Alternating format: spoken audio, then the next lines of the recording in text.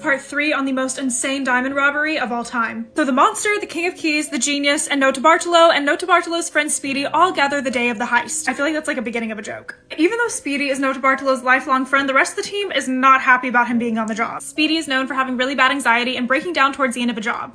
Honestly, same. But they go ahead and proceed. Well, to complete the heist, the first thing that they have to do is get into the building. Well, there was a rundown office building behind the Diamond Center, and it was one of the few places in the district that wasn't under constant surveillance. So they slipped through the building undetected and ended up getting to the back of the Diamond Center. They used a ladder that the genius had previously hidden there in order to climb up to the second floor terrace. He then uses a polyester shield to move his way past infrared detectors, and then disarms the alarm system from one of the balconies, like it's child's play. He then opens the window and lets in the whole team. But they have to be super quiet because there's a fully staffed force in the floor above them. They get to the antechamber and put black plastic bags on all the security systems so that when they flip on the lights, it looks like it's still dark. And then the genius takes double-sided sticky tape to the two plates that regulate the magnetic field on the vault door, then unbolted them, attached them to an aluminum slab, then stuck them to the wall, so somehow they're still able to create the magnetic force, but now it's no longer protecting the bolt. And the King of Keys is actually able to find the original key before even using his own creation. While he slides in the key, the genius puts in one of the many lock combinations that it could be, and it was correct. Even though there's still hairspray on the sensor inside, the monster goes in trying to control every single breath that he has, and he's completely in the dark. But because of Notarbartolo's photos, he's memorized exactly where the panel's at. Goes in and starts to strip the plastic